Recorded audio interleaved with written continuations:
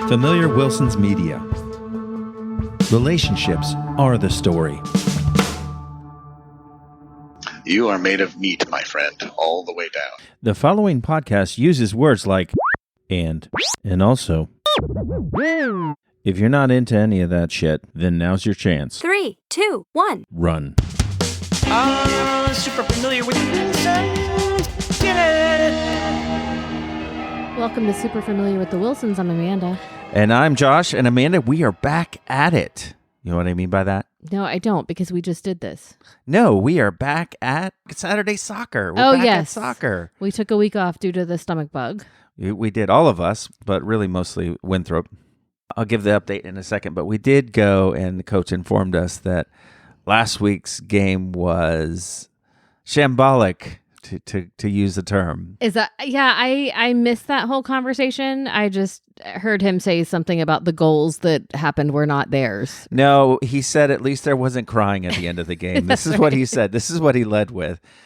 He's a cool guy, though. I like him a lot. So apparently the Mighty Wolves last week weren't so mighty, so let's go ahead and do our update and see how they were this week. And now your Soccer Saturday update. The Mighty Wolves came storming back this week with a dominant 5-0 victory. I'm sorry, 5-0 victory over the Lions, shaking off past struggles and proving that this pack is finding its bite. Returning after a week off due to illness, Winthrop Wilson wasted no time making an impact.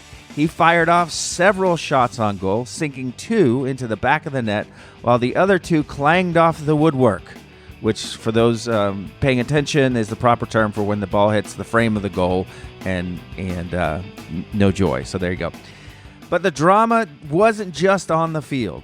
Right before kickoff, a stunning roster shakeup saw one of the Wolves traded to the opposing Lions. The details of the transaction remain unclear. Was it tactical, a salary cap issue, a snack bribe situation?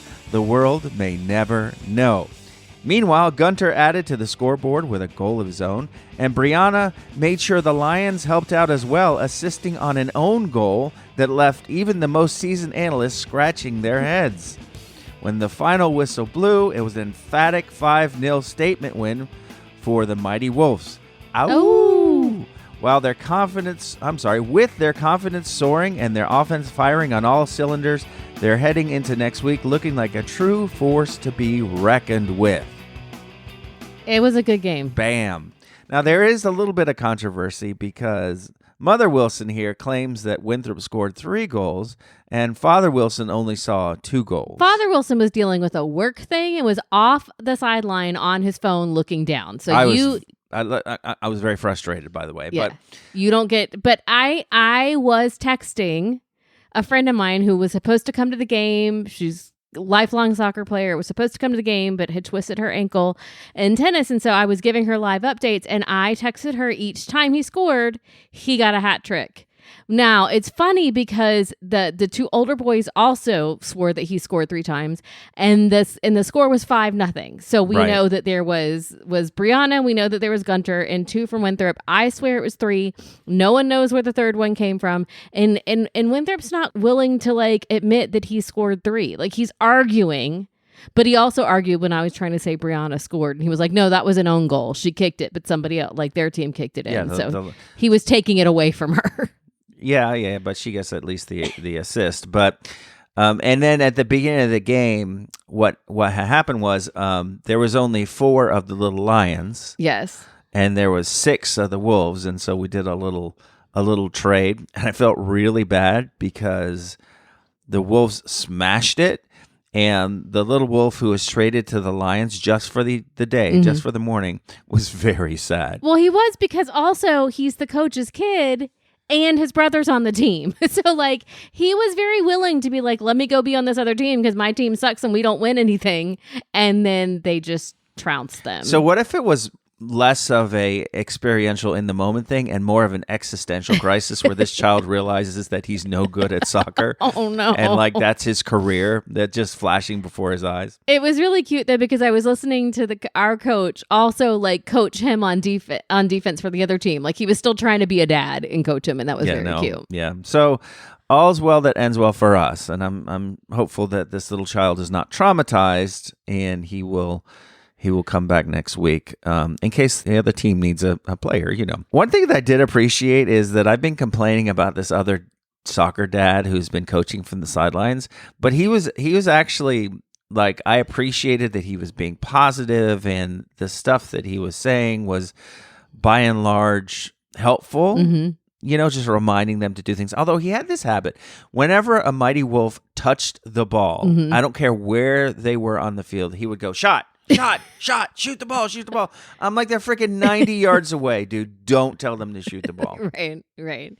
But he was, and he learned Winthrop's name yesterday and then just proceeded to use it the whole game. Good job, Winthrop. I'm going to give it to our kid, though. He chases the ball. No, he does not give up. He does not. They spent very little time on the other end of the field. Like that game dominated on the Lions' goal side of the field, however we say that. We're saying that the Mighty Wolves were mostly on the Lions side of the field. Yeah, that's what I'm saying. Yep. I didn't even know those were the Lions. I didn't know that was their names. But I attribute some of this victory to the fact that the Wolves spelling has now been corrected in the schedule. So they are officially grammatically correct now as the Wolves. So I think this buoyed their spirits some.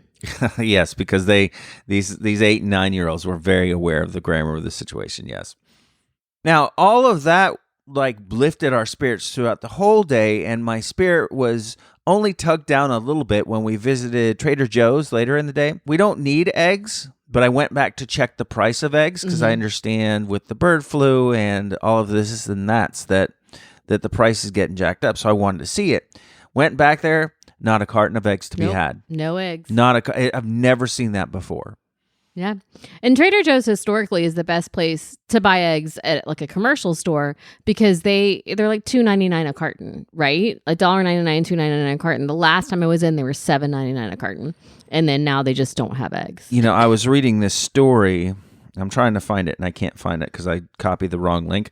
But apparently somewhere in Pennsylvania this week or last, someone stole 100,000 eggs. How do you steal 100,000 eggs? They don't know, and they've not caught the person yet. That's not like you snatch it and run. You can't run with eggs. We've all seen the spoon race with the egg on the spoon. You can't run with an egg. It will break. There's no running with eggs. What movie is that? And I'm wondering, like, I don't bake or anything, but obviously there's like second order effects. Yeah. Like, what other things does that affect? You don't have eggs in the world? Like, what? So you can't get baked goods, right? Yeah, no, that's a big thing. You know who's really coming out ahead on all of this? The vegans. Yeah. What do vegans eat instead of eggs? Not eggs. Okay, very good. Helpful. Thank you. Welcome. So that's like bread. Do you make? I don't No, bread. know. You don't. No. You don't. Like you what don't baked put goods are we eggs at in without bread. cake? You put eggs in like egg bread, but like there are certain breads. But yeah, cake, cookies, cupcakes. That all requires eggs. Let me tell you something. If there's ever going to be a problem in this country, you know, an uprising or whatever, it's not going to be because there are no eggs, but it will be because there is no cake. Yes. That's going to be the thing. It's like the whole thing with the French Revolution. Let them eat cake. There's going to be no cake for us to eat, and that's going to be a problem. Also, we're coming up on Easter. Oh, well, we're not. We've got a couple months, but yes, this will be the season for Easter. Yeah, no dying eggs and hunting real eggs, but no one needs to hunt real eggs. Get out there and hunt the plastic eggs, but then also recycle them. Just keep them from year to year so you're not adding to the landfill. But nothing's worse than losing a hard-boiled egg somewhere and finding it weeks later. Well, first of all, you don't get the plastic egg, and then you've got this molten chocolate that ants are attracted to and all this. So it's not that that's much better. Put money in it. Quarters. So a couple of things that I would have to say about this whole Easter situation. First of all, find out the company that manufactures plastic eggs and invest in them now. Yes.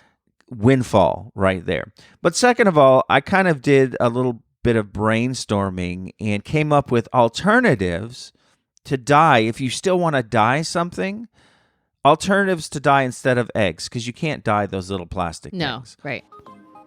Alternative things to dye instead of eggs for Easter. All right. All right, now I want you to have an open mind here and tell me what you think. Okay. Right? Number 10, golf balls. Can you dye a golf ball? Sure you can. So what you do is you would soak them in food coloring and then just try to convince yourself that the dimples add a classic touch to it instead of them looking diseased, right? Okay. So golf balls. Number 9, potatoes. Yes, but potatoes would have been on my list. So you would probably boil them first so the color will stick and then resign yourself that ain't no one going to eat them. Potatoes, though. But like the little new potatoes, like the little small ones. Right. Yeah. Tennis balls, number 8. Okay. So They already come in a multitude of colors. They do, but you can also just mix acrylic paint with unbridled blind hope and hope everything turns out yes, right. There you go. Okay. Number 7, white onions. Oh. They are already pre-wrapped and they can stink like hard-boiled eggs anyway. You just take them and maybe you roll them in different flavors of Kool-Aid and allow that to stick. Okay. Number 6, toilet rolls. Are we not to the point where these are hot commodity too? We don't want to waste them? They aren't. First of all, eggs are the things that are $6 a pop, right, for Yeah. a carton. And we hoarded all of these toilet paper rolls in 2020. Mm-hmm. Got to have something to do with them. Dye them, use them as Easter eggs. There you go. Number 5, marshmallows. Oh, that's a good idea. Dip them in deleted food coloring. Yeah. Right, Deleted or diluted? Marshmallows, you dip them in diluted food coloring. Diluted, not diluted. We've both said wrong things. You've deleted it and I've made it delusional. Diluted food coloring. What did I say? You said deleted and I said diluted. Let's call the whole thing. Diluted. All right. Number 4, hot dog buns. Why? Because you always have extra because they never sell the same number of dogs and buns, right? That is true. You just use a spray bottle to lightly create a tie-dye effect. Oh, okay. And then question your life choices. Number 3, apples. They're already colored, my friend.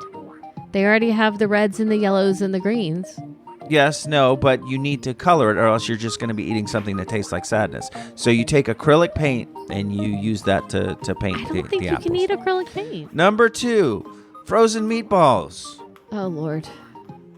They're protein-packed and aerodynamic. I think that you bested at marshmallows. I can't imagine what number 1 is. No, number 1. You're already giggling about this. Number 1, best thing to use in the Easter egg hunt if you don't have eggs, your car keys. Because hiding them ensures that it's a real Easter adventure. That's right. But are you going to dye them first? Yes, nail polish works best, but be prepared for the dealership to judge you when you come in asking for a new key fob. Okay. All right. So what was your favorite? Mine? Marshmallows, clearly. I told you. Yeah, well, I'm going to go for the car keys. We can hide your car keys as like the golden egg. No, listen, you hide your car keys on the regular, so you would be good at this game. Okay. We should also hide your wallet and your glasses. Again, this is a thing that already happens. Speaking of things hiding in our house. We've got a stowaway. So we now have a senior dog. Yes. Temporarily Airbnb-ing in our house. We do have a boarder. We do. So the 18-year-old went to volunteer at the Humane Society, as she does pretty much every weekend. She does. And she called on the way home and said, I did a thing, which I immediately thought she hit something, like she was in a car accident. And she said there was a senior Chihuahua. She's just in off the street. She came in either last night or this morning. The Humane Society was going to be closed. The dog was crying all the time. They needed an emergency foster. So she brought this dog home. So she brings the dog home. I'm just concerned, and it's only for a week. It's going back next Saturday. That's what I'm told. I am just concerned about how Wilson, the podcast pup, is going to handle this because he is, while he looks mostly Jack Russell, his dad was a Chihuahua, so he's got some Chihuahua in him. They're very territorial.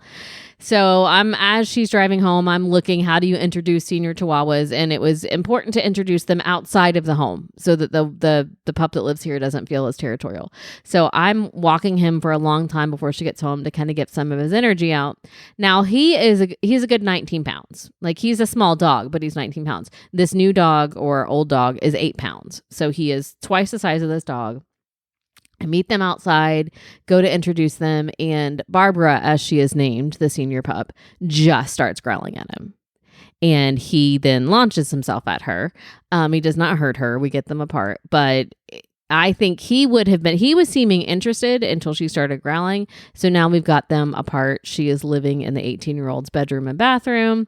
And we keep him downstairs all day and then bring him up and he sleeps in our room at night. So far, we're going on about, 20 hours and he's not figured out that this dog is here yet. And Barbara is just living her best princess life. She went from living on the street to sleeping in the fancy princess bed. So we're saying here, if this were a dating situation, it'd be a definite swipe left on both of their behalves. Is here. left how you swipe when you don't like them? This is what I hear. I thought it was right. Oh, no, I thought it was Swipe left. right if you like them, swipe left if you don't. Yeah. That was Clearly, you're not on the dating apps. I appreciate that. Well, I'm sorry you had to find out in this way.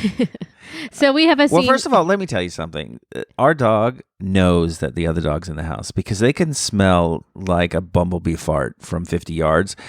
This dog knows that I guarantee you. But he's not acting out, though. He's behaving himself. Well, maybe he's, I don't know. Maybe he's like resigned himself to this situation. I don't know, but he knows.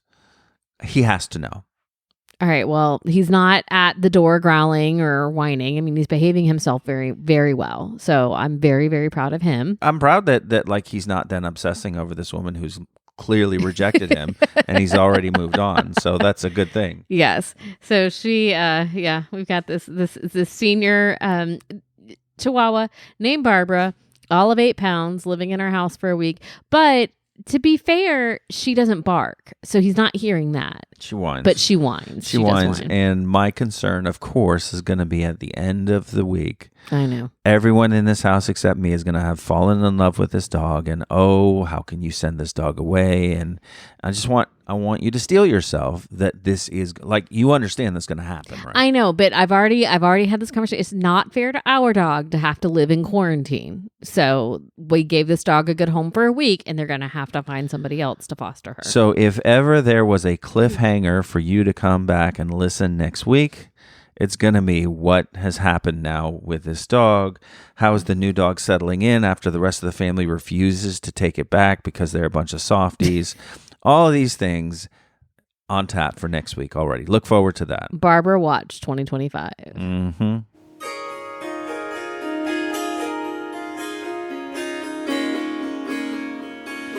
Now it's time for Wilson's Poetry Corner. Woo! I'm enjoying the Wilson's Poetry Corner. I'm part of a weekly song prompt group. Have I talked about this on the podcast? I think you have. Okay. Because I just want everyone to know where this is coming from. Every week I get sent a song prompt.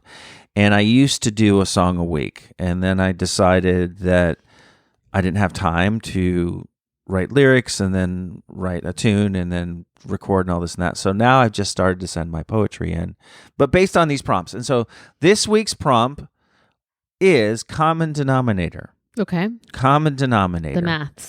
The maths. And so I woke up early this morning.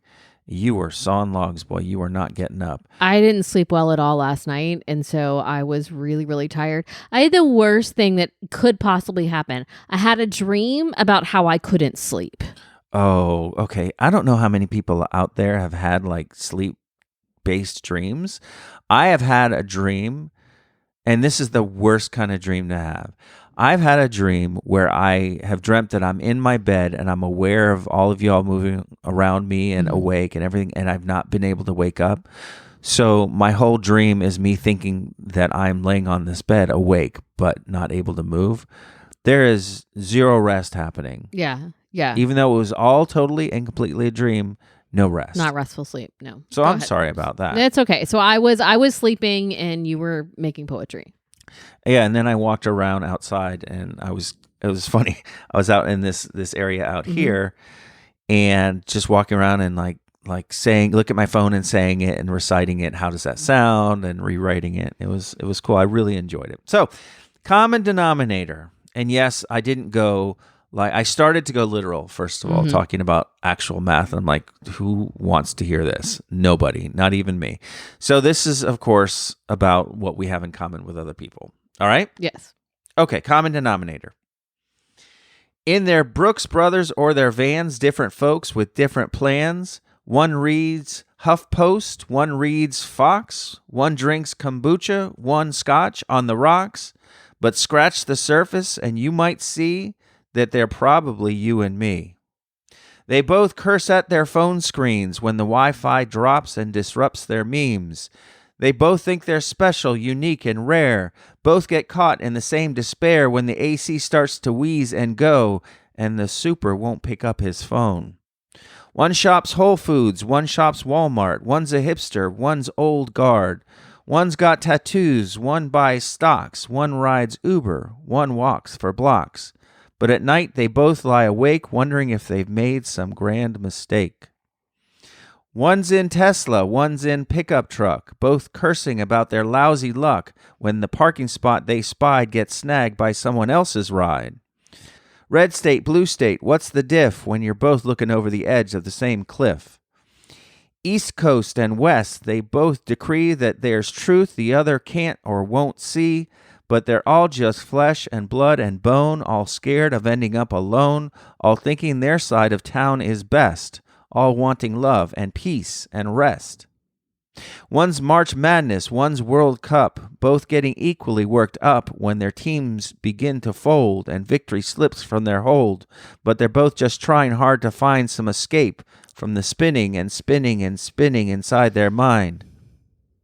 One tweets rage, one posts prayers, one does yoga, one climbs stairs, one's all keto, one's all fries. That would be me. One tells the truth, one tells lies, but they're both just trying to cope using their own little version of hope.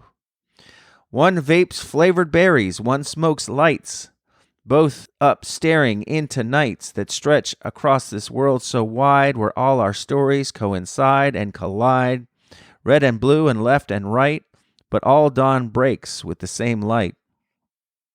So next time you spot someone strange from the other side of life's loose change, remember that beneath the show, we're all just trying to learn and grow, all little players in life's grand game, different labels, but exactly the same.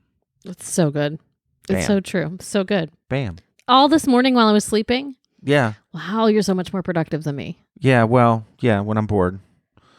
And I decided not to scroll. I've already decided what my next poem's going to be about. Scrolling? No, it's going to be about drinking beet juice. Oh, Lord.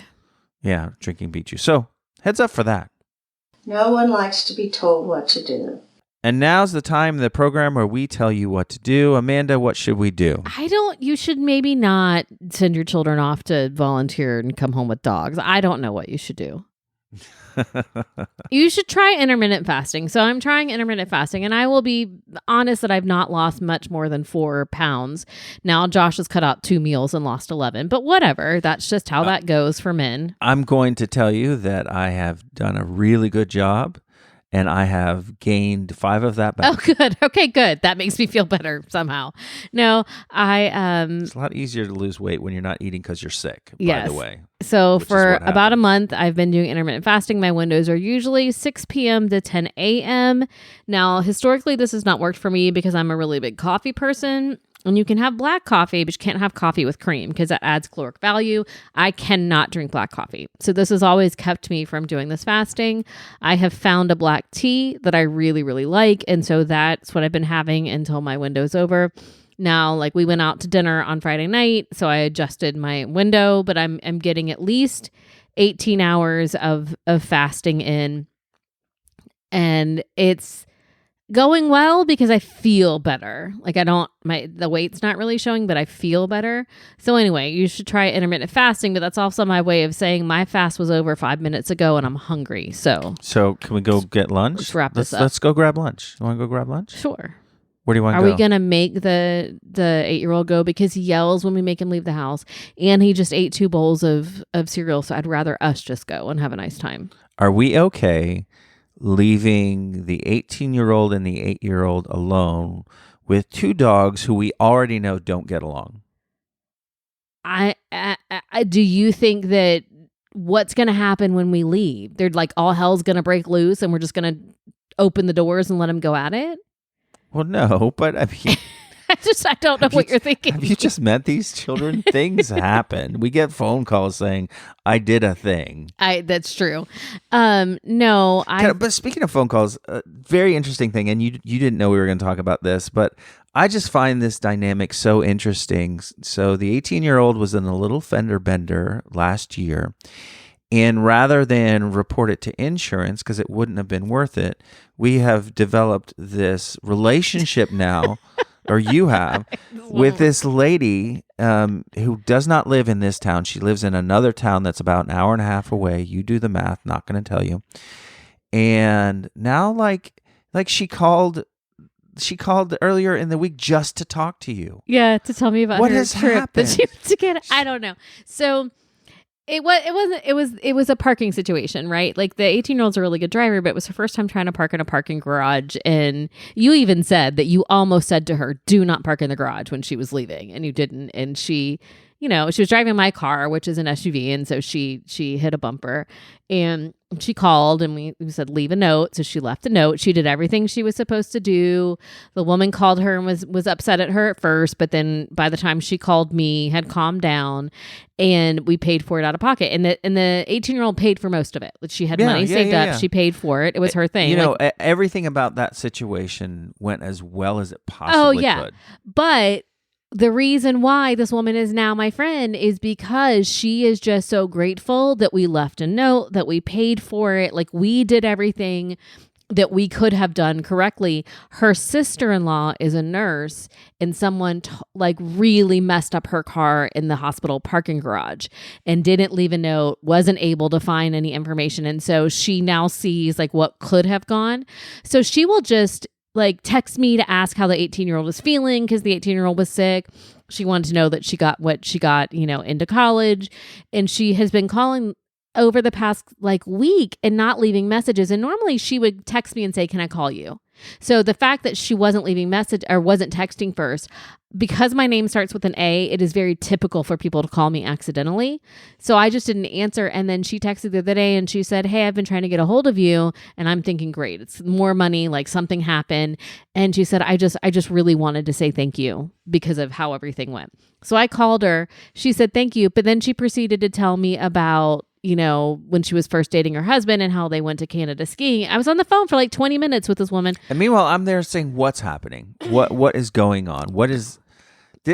She wants to be my friend. Right. How can we use... Because this is clearly your superpower, and I don't feel like we leverage it enough for this podcast. People Did you tell her about the podcast? I did not, because now I can't, because we've talked about her. But we're talking about her in a positive light. I don't understand. And I think it's wonderful that this connection is made.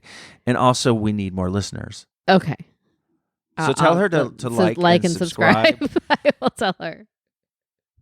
Yeah, and you out there who are listening now, we love you. We appreciate you. I'm always excited and happy when I look at our little podcast stats, and I see people listening from different places.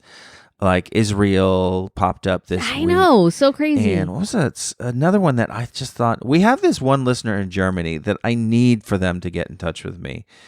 Clearly they understand English, so that's not a barrier. Just let me know how you're doing and why. Superfamiliarwilsons@gmail.com. Nope. Just familiarwilsons@gmail.com. This is why people aren't emailing us. Because you're emailing the wrong address. It's familiarwilsons@gmail.com. But I'm looking here on our thing. So we have someone from, I don't even know where that is. Ooh, so a new person from Australia this week. Ooh, a different person from Germany, because it's a different place in Germany. We're blowing up in Germany, eh? And then, I don't even know, Region del Biobío, is that in Brazil? I don't know. Yeah, so go ahead. Someone from Kenya this week is new. Makes me nervous when I see the Russian Federation popping up. I don't know what to think about all that. But also, good on us. We've got 3 from Ukraine and just 1 from Russia. So I like those numbers. Germany, France this week.